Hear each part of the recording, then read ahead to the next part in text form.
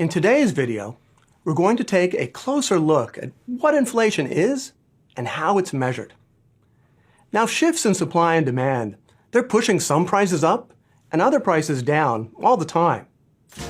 Let's think about each of these prices like ping pong balls in an elevator. Now, inflation is when the average price is going up. Inflation is when the elevator is going up. We measure the average level of prices using a price index, the average price from a large and representative basket of goods and services. There are different price indexes that are based upon different baskets.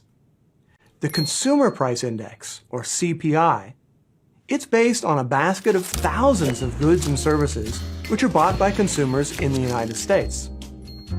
And it's a weighted average, so that an increase in the price of a major item, like housing, that counts for more than an increase in the price of a minor item, like toothbrushes.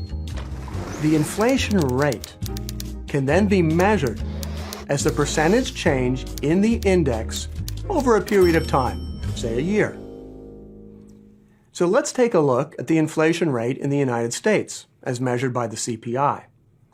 If we Google inflation, United States, Fred, we'll find a graph like this.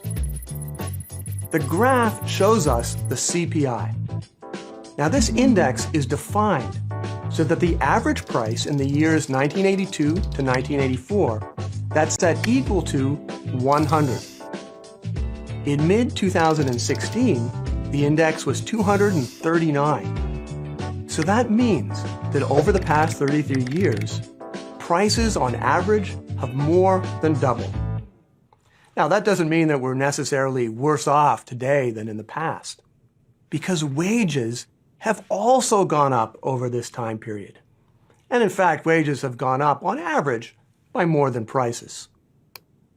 By clicking on Edit Data Series, we can change to an annual series. Now we can see that in 1973, the CPI was 44.425. And in 1974, the average price of the CPI basket, it had risen to 49.317.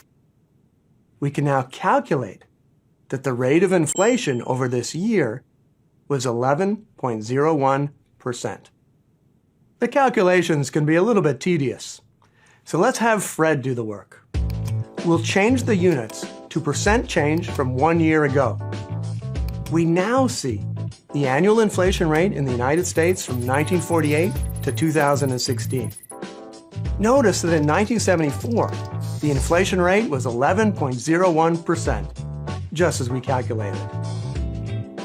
You can see that the inflation rate increased in the United States in the 1960s and the 1970s, peaking around 1980 at a little over 14% per year. After 1980, inflation rates fell to an average of about 2.5% for many years.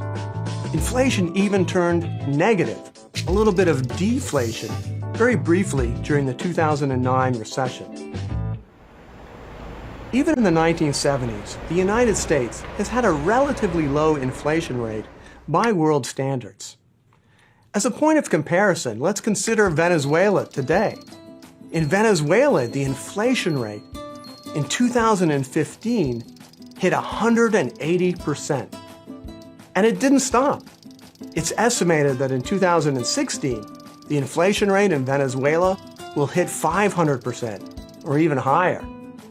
Now, even Venezuela has a long way to go before it competes with a hyperinflation leader like Zimbabwe, which, as we know from our previous video, Zimbabwe hit rates of billions of percent per month at its peak hyperinflation.